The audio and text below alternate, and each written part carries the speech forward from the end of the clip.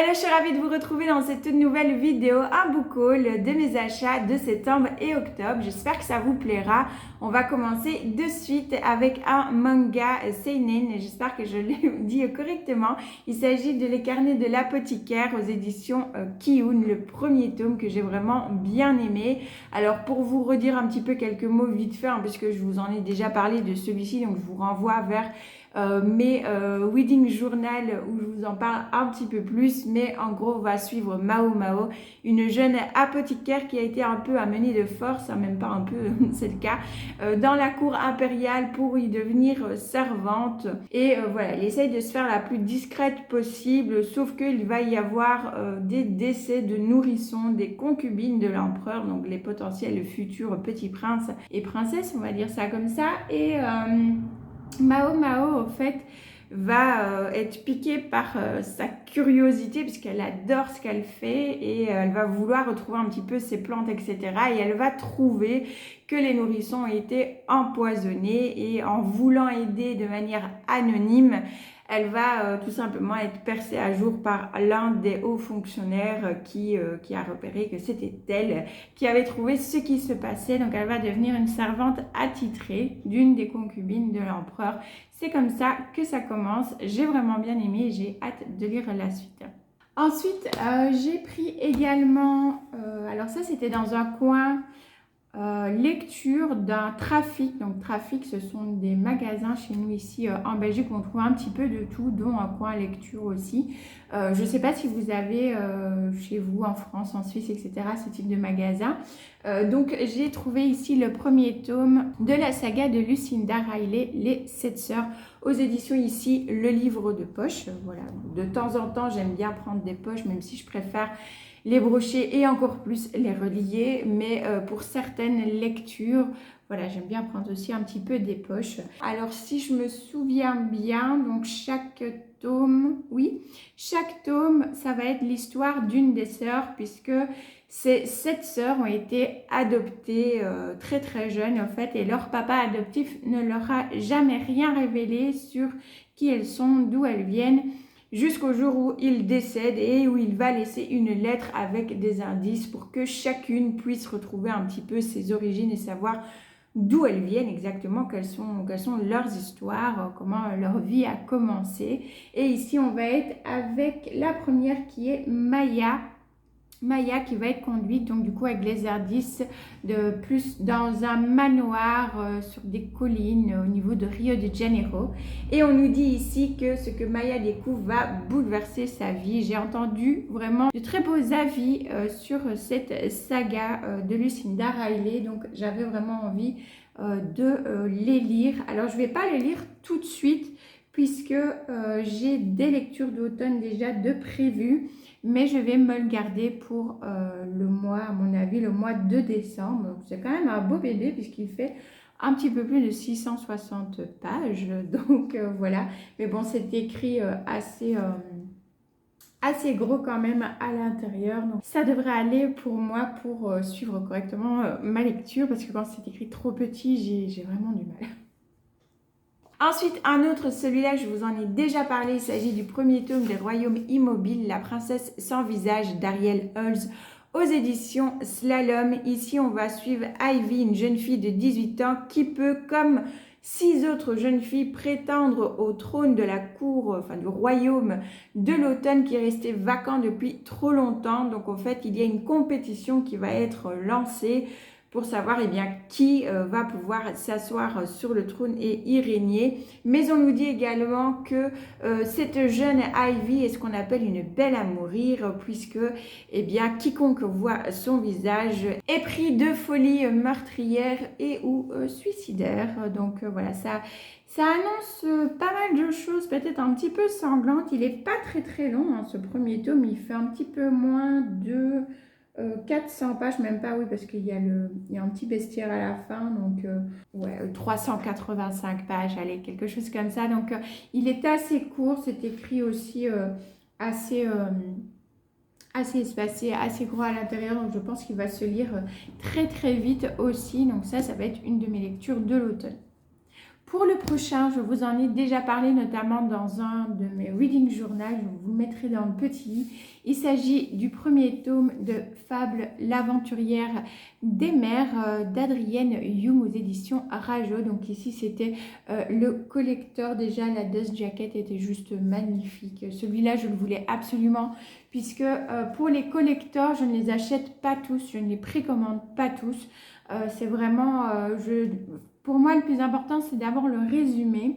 Il faut que le résumé me plaise fatalement. Et ensuite, suivant les résumés qui me plaisent, je vais sélectionner ceux que j'ai vraiment envie d'avoir en collector et ceux que je vais prendre en brochet simple. Voilà. Donc voilà, un petit aparté sur pourquoi ici j'ai acheté directement le collector. Vous allez me dire, elle a acheté des collecteurs. Vous allez voir pour les autres, c'est pareil que je n'ai pas encore lu. Bah oui, mais c'est parce que le résumé me hypait de fou et je suis quasi certaine à 99,9% que j'allais les aimer. Donc voilà, c'est pour ça que je les ai pris. Déjà la dust jacket avec, je ne sais pas si vous verrez bien, mais il y a le petit détail juste là dans l'œil du navire. Ça va jusque là, c'était super beau. Hop, donc il est assez simple celui-ci hein, pour... voilà, au niveau de la couverture Toc Toc. Simple, mais beau. Voilà. Et alors ici, pareil, hein, je vous en ai déjà parlé, on est sur un fantasy maritime. Donc, en quelques mots, on va suivre Fable, une jeune fille qui est abandonnée sur l'île de Djeval par son père. Elle va y survivre pendant 4 ans, si je ne dis pas de bêtises, c'est 4 ans.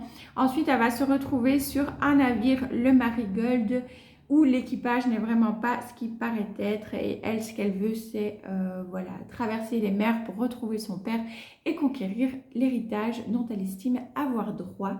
Voilà un petit peu le pitch de ce roman que j'ai bien aimé. Et je vous renvoie vers mon reading journal si vous voulez en savoir un petit peu plus. Et les deux derniers, et pas des moindres, ce sont des petites pépites. Ceux-là, voilà, ce sont deux collecteurs que je voulais absolument. Il s'agit d'abord de L'Empire du Vampire de J. Christophe aux éditions de Saxus. Non, mais il est juste magnifique. Donc ici, on va être sur une histoire, bah, vous l'aurez compris, de vampire. J'ai rien que ça, vampire, un petit peu sanglant. Et on va suivre un... comment est-ce que ça s'appelle ici? Voilà, ce qu'on appelle un saint d'argent, donc Gabriel de Léon, un membre d'une confrérie œuvrant à la défense du royaume et de l'église contre les créatures de la nuit. Mais même l'ordre d'argent n'a pas pu endiguer la marée une fois que la lumière du jour a manqué et Gabriel est seul maintenant. Il est apparemment emprisonné par les monstres et on va suivre du coup son histoire. Ça m'a hypé beaucoup. On est vraiment sur un univers où les vampires règnent. C'est de la dark fantasy. Tout ce qui est comme ça, dark fantasy, horror, thriller, c'est vraiment mes lectures favorites au niveau de la... Enfin, j'adore la fantasy en tout genre, mais la dark fantasy, vraiment, c'est quelque chose que j'aime beaucoup aussi. Et déjà, juste, je sais pas si vous allez vous rendre compte, déjà, la dust jacket qui est réversible. Alors, moi, je laisse la dust jacket comme ceci parce que je préfère celle-là. Mais il y en a une autre. Hop, vous pouvez retourner et du coup, vous avez cette face-là. Bon, moi, je vous avoue, je préfère largement celle-là. Donc, ce sera celle-là qui sera laissée. Ensuite, voilà. Les dorures de fou. Si je vois que vous ne voyez pas bien, je ne sais pas si c'est français, mais vous m'avez compris, je vous ferai des petits, des petits close-up. Et ici, on nous dit, de la sainte coupe vient la lumière divine, la main fidèle rétablit l'ordre sur le monde, et sous le regard des 7 martyrs, l'homme abolira cette nuit sans fin. J'ai craqué. Déjà, j'ai craqué pour le résumé, puisque je n'avais pas du tout vu le toc-toc tout de suite. Moi, j'ai vu d'abord le résumé du brochet, et puis quand j'ai vu qu'il sortait en collector, pour un prix abordable par rapport au prix du brochet, je crois qu'on était à environ peut-être 5 euros de différence, quelque chose comme ça, je vous remarquerai exactement. Bon, je me suis dit, bah voilà, pour 5 euros, autant me faire plaisir cette fois-ci, parce que j'avais vraiment très très envie de l'avoir, du coup, celui-ci. Et je vous montre juste ici à l'intérieur, donc vous avez les cartes. Et il y a des illustrations également. J'ai pas envie d'avoir tous les collecteurs qui sortent, parce qu'il y en a énormément qui sortent. Mais vraiment, je veux juste... il y en a que quelques-uns. Je sais que ceux-là, je les veux vraiment, vraiment. Donc là, bon, quand on sélectionne, je pense que c'est pas de la surconsommation du moment où c'est fait d'une manière assez réfléchie. Après, il n'y a aucune critique du tout. Il y en a qui vont prendre tous les collectors. Et bah, si ça leur fait plaisir, j'ai envie de dire, bah voilà, faites-vous plaisir. C'est juste une question de point de vue, tout simplement. Et donc, du coup, bah, j'ai craqué pour celui-là en collector. Et également pour celui-là, il est d'une beauté aussi. C'est voilà, pour La vie invisible d'Adi Larue de V.E. Schwab aux éditions pardon, ici Lumen. Non mais il est magnifique et il a un jaspage ici avec les constellations qui est juste magnifique. Et ici pareil, on a une dust jacket qui est réversible. Moi j'aime bien celle-là aussi, j'aime bien les deux en fait. Ici on a une espèce d'être surnaturel qui rôde comme ça. Et je vais vous montrer aussi bah, la couverture Tok Tok qui est juste... Voilà, celui-là vraiment, je le voulais trop aussi. Et l'autre côté de la dust jacket, donc c'est bah, le classique avec le visage qui est du coup sur le brochet. Voilà, et moi je vais laisser l'autre côté aussi parce que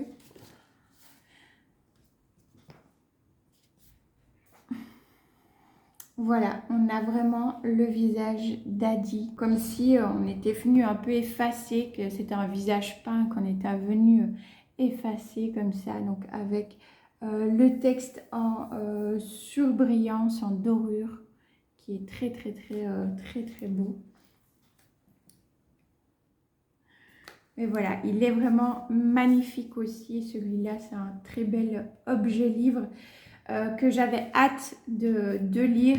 Je le voulais en brochet de base parce que le résumé, encore une fois pour moi c'est vraiment ça le plus important, le résumé me hypait de fou, puisqu'ici on va suivre Adi qui en 1714, il me semble, si je ne dis pas de bêtises, c'est bien ça, a fait un pacte avec le diable en somme, hein, pour vivre éternellement, pour ne jamais mourir. Mais malheureusement, ce qui se passe, c'est que tout le monde l'oublie, d'où La vie invisible d'Adi Larue. Elle va passer 300 ans comme ça, à errer sur Terre, dans le monde, un peu partout en Europe et dans le monde entier ensuite. Seule, au fait, voilà, terriblement seule, puisque personne ne se souvient d'elle, même pas ses parents, etc. au départ ne se souviennent d'elle. Jusqu'au jour où, dans justement une librairie, un homme va se souvenir d'elle et elle va vouloir savoir pourquoi, à tout prix, comment ça se fait qu'au bout de 300 ans, quelqu'un se souvienne enfin d'elle. Alors, il y a des avis qui ont été très mitigés sur Adi Larue parce que c'est apparemment très très très très très contemplatif. On n'est pas dans de l'action pure et dure, mais apparemment c'est un contemplatif qui ne laisse pas de marbre et qui... voilà, enfin moi ce que j'ai retenu dans les avis, en tout cas des personnes qui ont aimé, c'était bah oui c'est contemplatif, oui c'est long, oui c'est lent dans le sens où il n'y a pas énormément d'action, mais apparemment c'est d'une part quand même très poétique. et ça a vraiment un fond, un sens, une morale très émouvant en fait. Et comme moi, le contemplatif, ça ne me dérange pas puisque j'adore Stephen King et Dieu sait que Stephen King, il aime beaucoup aussi être très contemplatif. Bah voilà, ça me gêne pas le contemplatif et l'histoire de cette femme qui passe un pacte avec le diable, qui erre comme ça et où on suit son histoire. Ça me hypait vraiment de fou au niveau du résumé déjà. Et ensuite, parce que je l'avais mis dans ma wishlist en tant que brochet, hein. Et puis ben voilà, ici Lumen a sorti la version collector qui était tellement belle que pareil pour la différence de prix, vu que le résumé me plaisait énormément, je me suis dit voilà, que j'allais me faire plaisir et le prendre ici en collector. Et je vous en donnerai des nouvelles. On est aussi sur une belle brique, n'est-ce pas? 700 pages, c'est déjà pas mal du tout. Donc voilà, j'ai très hâte de m'y plonger aussi. Et ça va être aussi une lecture qui sera faite après. Je me le garde aussi celui-là pour principalement fin novembre, début décembre, quelque chose comme ça. Parce que même si on parle de pacte avec le diable, etc., vu que c'est contemplatif, assez poétique, etc., j'ai envie de me le garder plutôt pour fin novembre ou décembre. Donc je vous en donnerai des nouvelles, bien évidemment, dès qu'il sera lu. Du coup, voilà, j'ai terminé avec mes achats, mon book haul de septembre et octobre.